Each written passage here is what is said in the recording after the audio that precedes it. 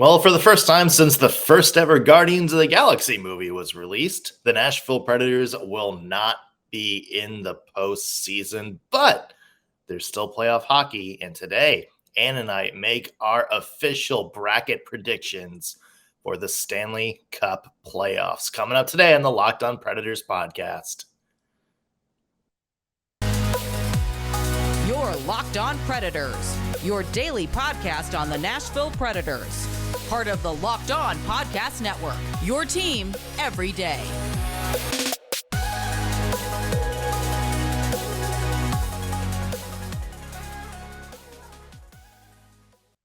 Thank you for making Locked On Predators your first listen of the day every single day. We are your free daily Nashville Predators podcast, available to you wherever you get your podcast and on YouTube. I'm Nick Morgan. I'm a writer at penaltyboxradio.com, coming to you live on the road from beautiful St. George Island, Florida this week. And I have a partner in crime. You do. I'm Ann Kimmel. I am a writer at InsideThePreds.com, coming to you from Middle Tennessee. Not the beach, friends. No. Not the beach. If this wasn't a family celebration, mom's birthday trip, you would have been cordially invited to a week in Florida.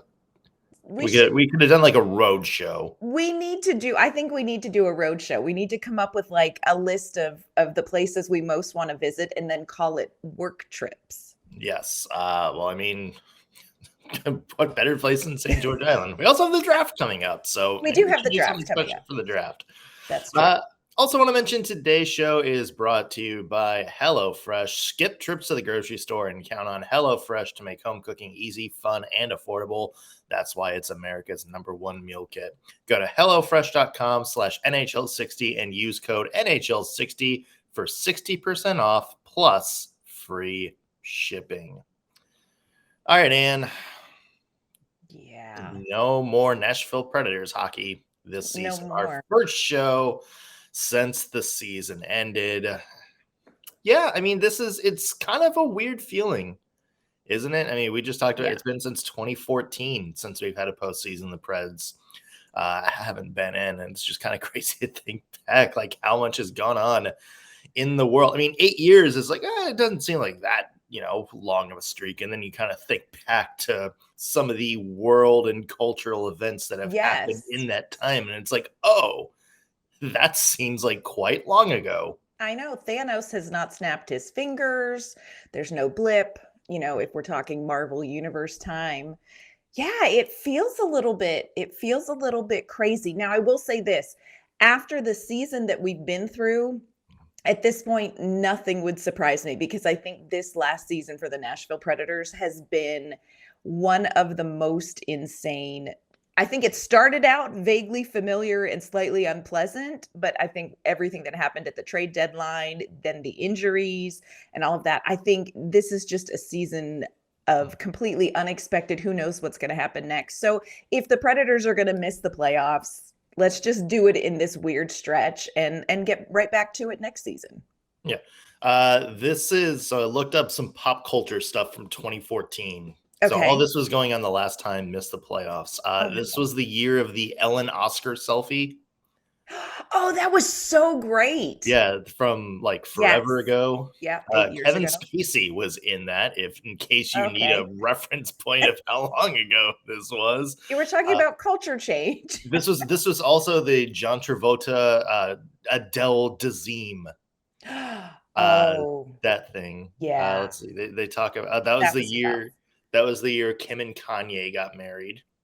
Oh my! That was the year that Gwyneth Paltrow and Chris Martin got unmarried. Did they get consciously uncoupled?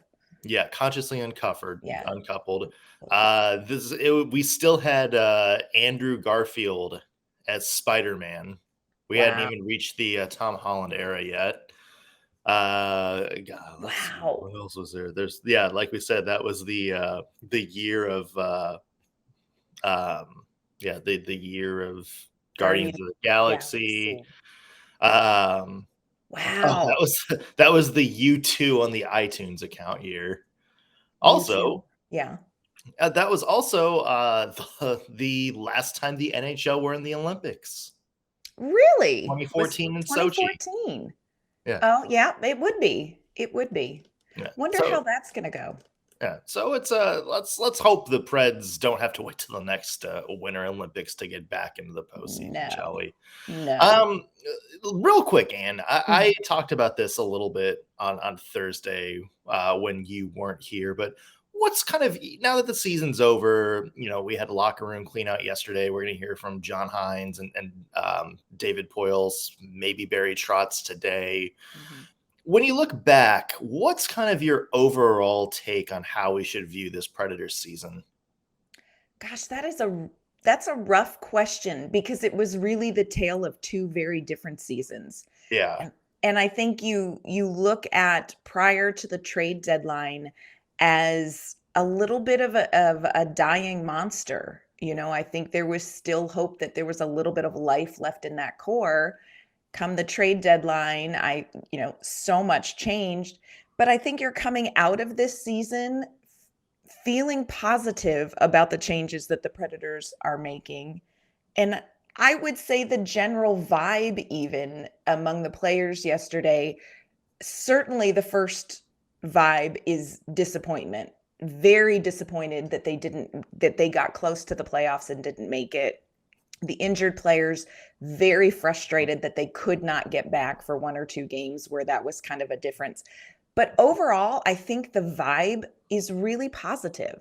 So I Mhm. think you have this first half of the season that really felt like it was not headed in a good direction. But I think you're coming out of this season. I feel pretty positive that the Predators and David Poyle, whether people want to give him credit or not, I feel like he pulled the trigger and made some decisions that needed to be made. And I think the Predators are in a better space.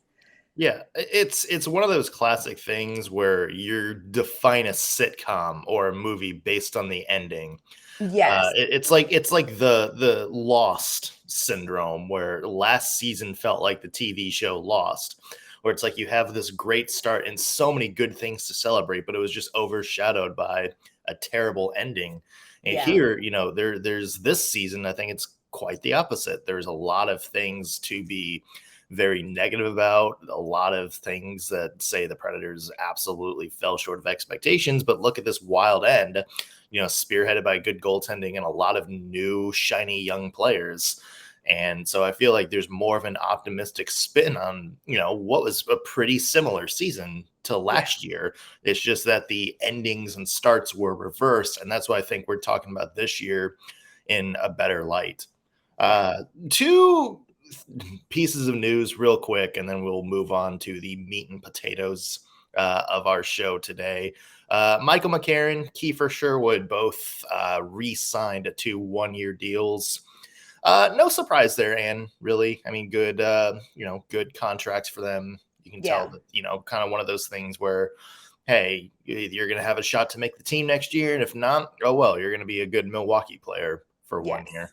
Yeah, and I think, both of them have done enough. I know Michael McCarron has kind of been in and out, Kiefer Sherwood in and out at Nashville, but played, through and was very successful in Milwaukee. But I think both of them have done enough to earn another year to say, here's where I'm going to fit in going forward. So I like this. I think these are good deals. Yeah, and you might have some, and we'll talk about this as the offseason goes on, but I assume you're going to have some more changes elsewhere in the roster this year. It doesn't help having some consistency as soon as especially deeper in the Right. lineup. You're not having to rebuild like your Milwaukee in depth thing as you're trying to revamp your top of the lineup. So yeah, good signing, I think. Yeah. And good for both of them to get rewarded for the new deal. Of course, the headline around the NHL today, and unfortunately for Preds fans, it's the start of the Stanley Cup Playoffs. So, you and I, we got our brackets ready. We did. We have come up with our brackets. We're going to go through the first round matchups, and then we're just going to do a quick who do we have getting through and winning it all. Yeah. We're going to start that with the Western Conference coming up here in just 1 second. But before we get there, I want to mention today's show is brought to you by a product Ann and I use almost every day. That's AG1 from Athletic Greens. You guys know the deal when it comes to vitamins. They're expensive and you have to buy a lot of them. You have to buy stuff for, multivitamin, vitamin B12. You got to get iron if you're low on iron or, whatever deficiency you need. That can add up. Well, screw all that. Instead, invest in AG1. With one delicious scoop of AG1, you're absorbing 75 high-quality vitamins, minerals, whole food source superfoods, probiotics, and adaptogens to help you start your day right. It's a special blend of ingredients that supports your gut health, nervous system, immune system, energy, recovery, focus, pretty much everything.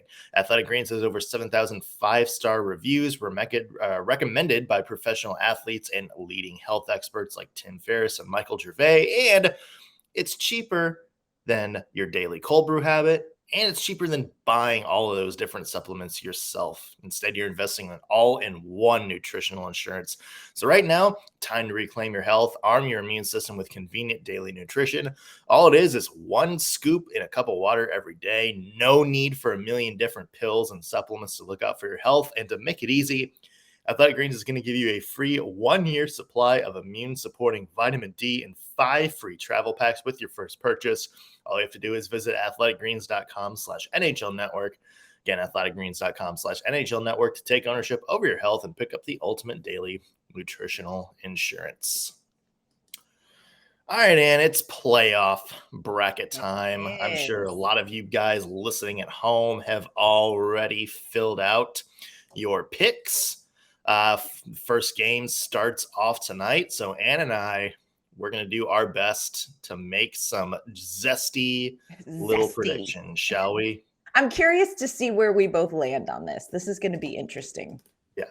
And let's start in the Western Conference, the Predators' own backyard. Let's start at the very tippy top of the bracket. We have Colorado and Seattle.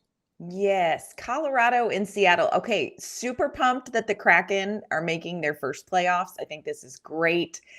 Colorado, they're not going to have Gabriel Landeskog, so of course you got to factor that in. Been through the ringer with injuries, but here's the thing. Timing is everything, friends. And so they ended the season despite these injuries. At the beginning of the season, they were dropping like flies. They ended the season 31-7-4. Love Seattle. Love the uniforms, love the mascot, love the little the I and the S. Yeah. I just don't think there is any way they can handle Nathan MacKinnon. So for me, it is going to be Colorado, and I have Colorado in 5. Colorado in 5. Okay. 5.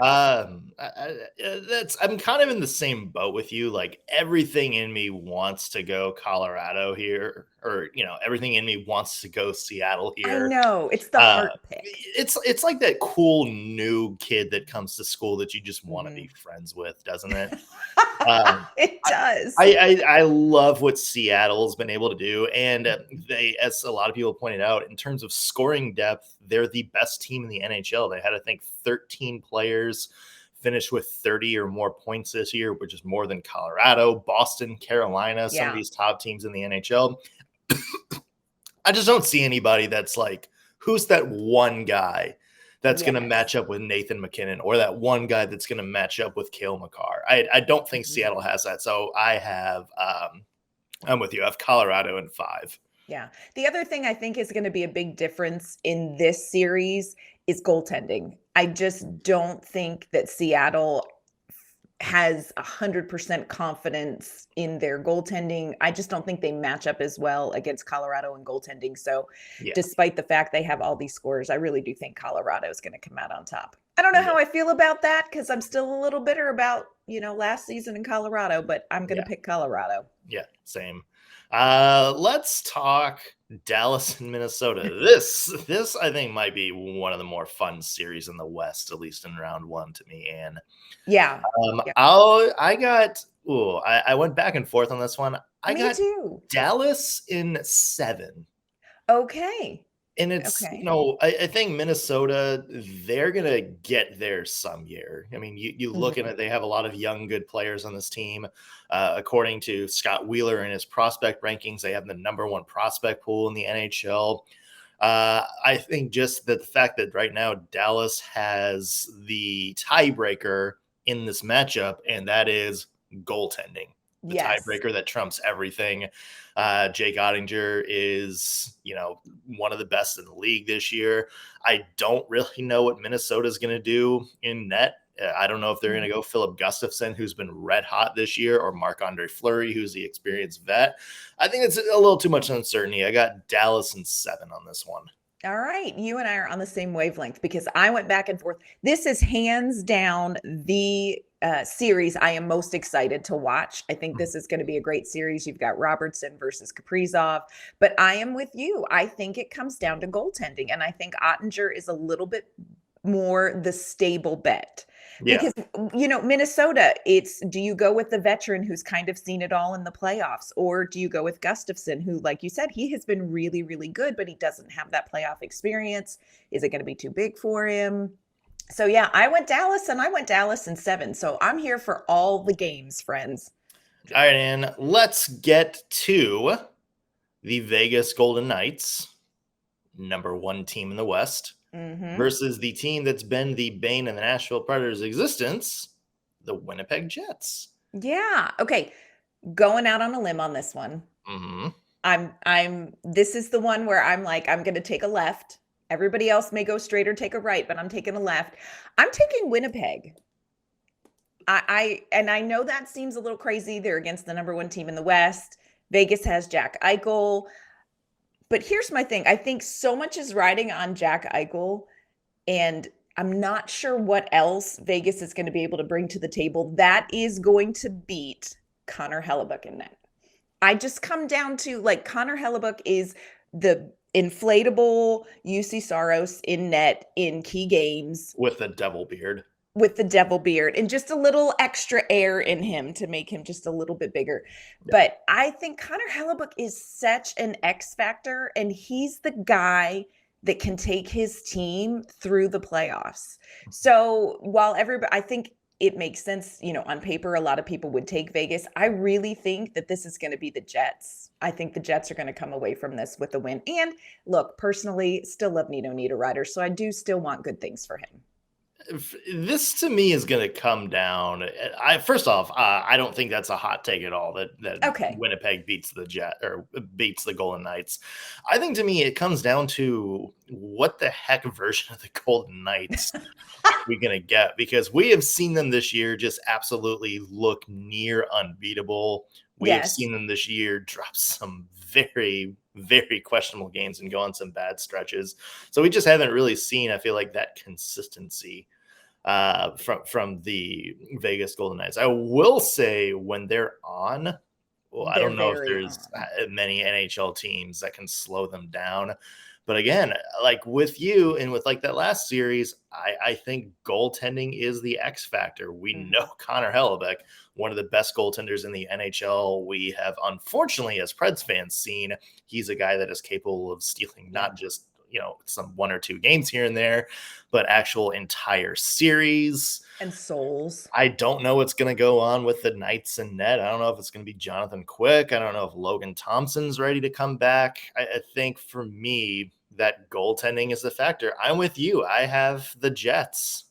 Okay, that makes me feel so much better about my life choices. Yeah. We'll go left together. Let's move on to Oilers versus Kings. The matchup that's, if you're one of those people that are going to pick your team based on some former Preds to cheer for, you've got your work cut out for you in this series. You got Matthias Ekholm on one side. You got Victor Arvidsson and Kevin Fiala on the other side. For me, Anne, this is the one series that I look at and say, I don't think this is going to be very close at all. No. I have Edmonton in a sweep here. Yeah. And for me, it's one of those things where I just don't see a lot of teams in the West outside Colorado that can slow down the Edmonton Oilers here. Yeah. Yeah. I would agree with that. I have Edmonton winning this. I don't have them in a sweep. I have them in 6, just because I think you have to factor in the Kopitar, Kempe, Fiala kind of mix. I think they can generate a lot. Here's where I think the difference is going to be made in how quick Edmonton wins this series, because I think Edmonton is going to, I just don't have any doubt Edmonton's going to win this. Strike me with lightning. Heaven help me if I'm wrong. Yeah. But Heaven help all of us. Heaven help all of us. Heaven help the hockey world if I'm wrong. I think this is a series where something as small as penalties could make the difference, because you've got that Edmonton power play. And if the LA Kings just get caught up committing a few penalties, I think every one of them is going to hurt. And, you've got Connor McDavid, you've got Leon Draisaitl, and quite frankly, you have Matthias Ekholm. And while I love Victor Arvidsson and Kevin Fiala, I am here for an Ekholm championship. So for me, it's Edmonton. And I agree with you. They've finally got a more well-rounded attack. Stuart Skinner has been playing well in net. So I'm here for Edmonton.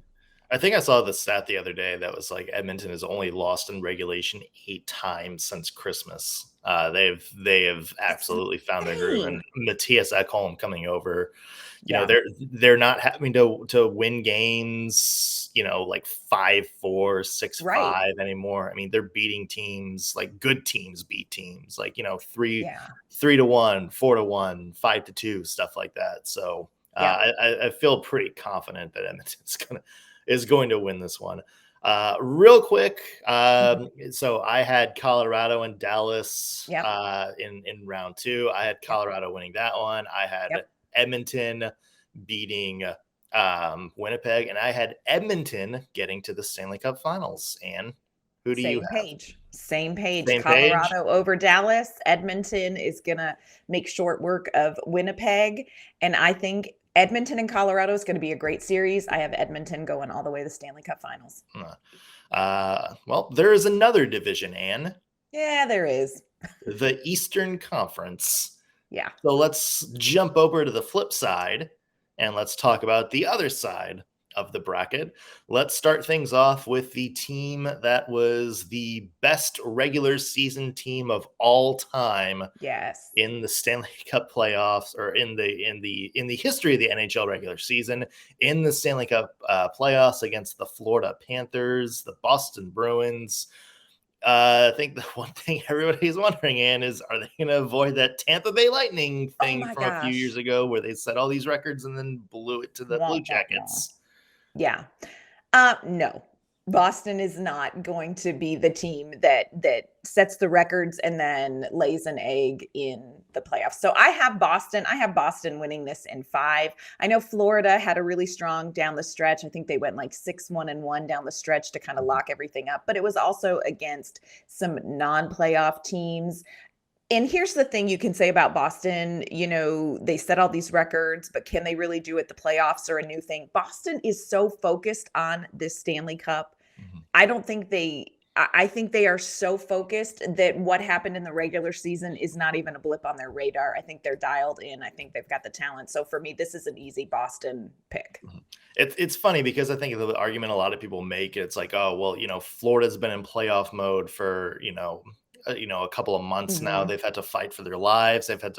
They were out. They had to fight their way in. Whereas Boston didn't have to play for anything. They were resting people. They didn't care if they won or lost. And a lot of people are like, well, that gives the edge to Florida because they're already a little bit more in playoff mode. Boston was resting people left and right and still finished the game still finished the year in an 8-game win streak. And we're like something like, I think like 12-3, 12-2 down the stretch, something like that. So yeah, I feel like Boston is right where they need to be. You had Bruins in what? I think I had Bruins in 5. I think I had a sweep on this one. Yeah. Bruins. A sweep would not surprise me in this one either. Yeah. But I just think Boston's dialed in. They're dialed in. Yeah. Just speaking of interesting matchups. Oh my gosh, this one. The Toronto Maple Leafs versus Tampa Bay Lightning. And there are people who played in the NHL this year who were not born the last time the Toronto Maple Leafs won a playoff series. And you know what, Ann? let's just say screw it. I think that ends this year. Okay. I All think right. the Maple Leafs playoff drought officially ends this season. 7 games over the Tampa Bay Lightning. I just think it's, this is the narrative this year is that, if they don't do it this year, if they don't get past the first round, everybody's cleaning house. There Yeah. might be, there's some trades. There might be some, star players that get shuffled out to kind of rebuild this core. I just think that the Maple Leafs, this is the year. This is the year they're going to do it. They played very well down the stretch, whereas Tampa Bay hasn't looked quite right over the last month or so in the season. Now, never bet against the Lightning. They can turn on the flash, but, they have some players that were hurt. They had some players, who are, falling, a little bit short of the expectations I think the team had for them this season. The depth isn't quite what it's been in years past. So I think this is the changing of the guard.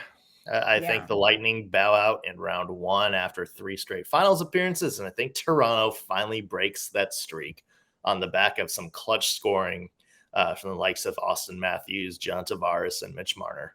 Yeah, I'm with you. I actually have Toronto in 7, and I wrestled with this because I know, they can't get out of the first round. I just think this is a very different Tampa Bay team that's trying to come back to the Stanley Cup Finals. And first of all, I carry grudges, and y'all did Ryan Patrick wrong. I'm happy that we have him, but I wish not great things for you right now. So you can sit and think about what you've done. Thanks for the Tanner Jeannot trade, though. Well, we do thank you for that, but Jeannot is out. I will say this: when you have Vasilevsky in net, anything is possible. Sure. I just really feel like Toronto knows you got to do it this time. Like it's now or never. So for me, I have this coming down to the wire, but I think Toronto's going to pull this out, and Toronto's going to make it into the second round. Hallelujah for Toronto fans. Yeah. Yeah. And there's going to be much rejoicing in the streets. Let me tell you that. It's like they won the cup, y'all. Yeah. Let's move on to what I think is a very underratedly interesting series, and that's Carolina versus the New York Islanders. Anne, who do you have on this one? I have Carolina. I'm a big Carolina fan through this whole process. I really like this Carolina team. I think they need to be ready to push a little harder. They were bounced out in the second round, and I think that they're not okay with that. So, you look at this series, Carolina won this series 3-1 in the regular season. I think Svechnikov is going to be out. Matthew Barzal is going to be in. You've got Ilya Sorokin. So I understand why people are like, I don't know, don't count the Islanders out. I just think Carolina is such a complete team. I have them in 6, winning this in 6. Yeah, they're a complete team who I don't think have quite figured out the Svechnikov injury. They just have looked a step off since then. Now, they by far still have more talent top to bottom than the New York Islanders. And I think underrated is they might have the best defense in the entire NHL. Not necessarily best goaltending, but the best defense. So they're going to limit the chances they get to, honestly, at this point, who knows who's going to be in net? Freddie Anderson, maybe. Ante Ranta. Is it going to be, Peter Kochetkov coming up from the AHL? And I am with you. I think Sorokin on the other side is an absolute X factor, but I just think that Carolina, this is going to be like, that Preds Carolina series a couple of years ago where the goaltending keeps the Islanders in it.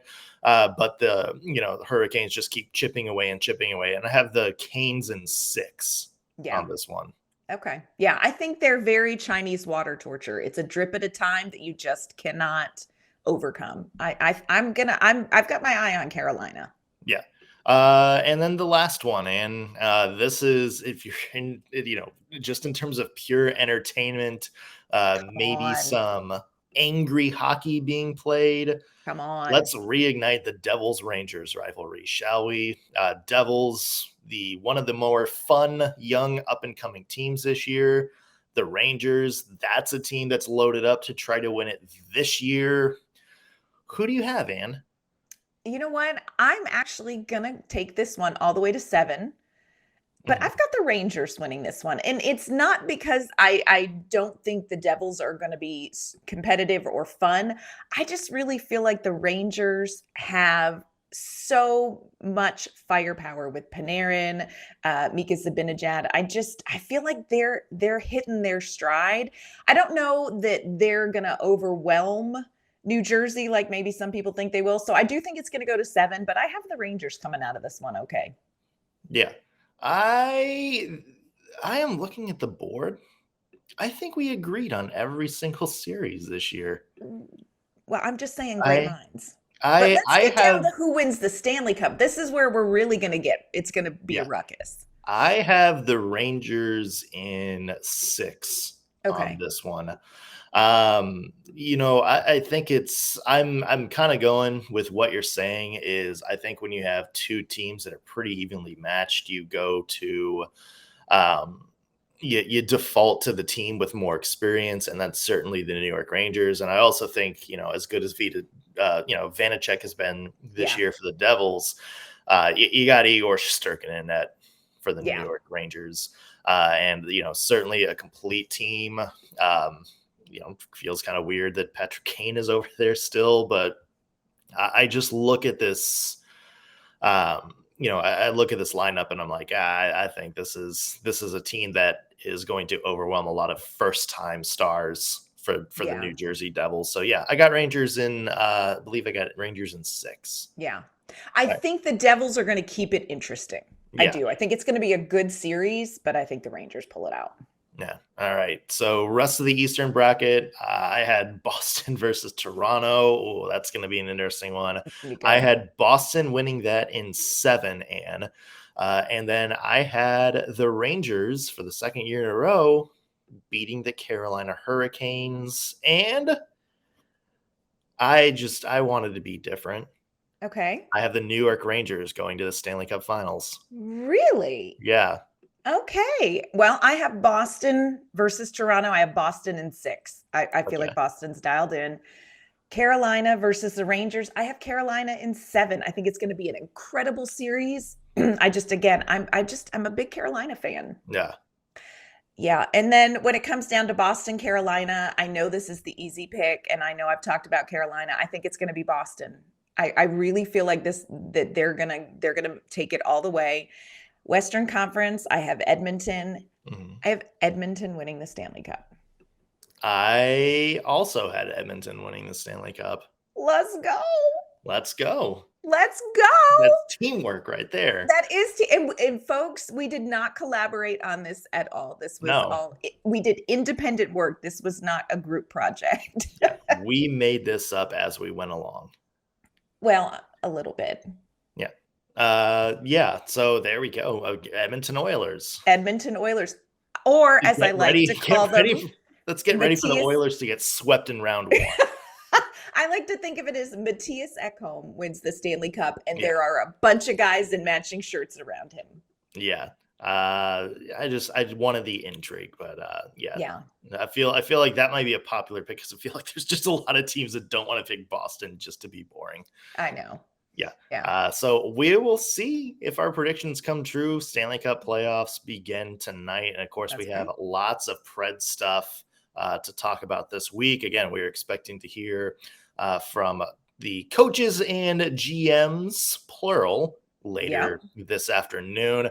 We'll talk about what they have to say. We have a special end of season plus minus coming up for you, where we'll look back at the highs and lows of this season. And tomorrow, come on, let's get some hot takes going. And Hot Take Tuesday, we want to hear your takes for what you think is going to happen this offseason, any wild changes with the Preds, or if you guys want to make Stanley Cup predictions, let us know there too.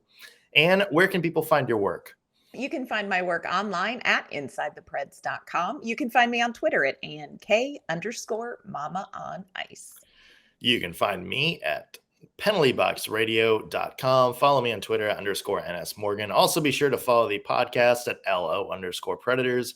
However you're listening to us, whether you're watching us on YouTube or streaming us on your favorite podcasting platform, hit that subscribe button. Helps us out and lets you know when we have new stuff out for you. That's going to do it for us on today's Locked On Predators podcast. Thank you for making us your first listen of the day.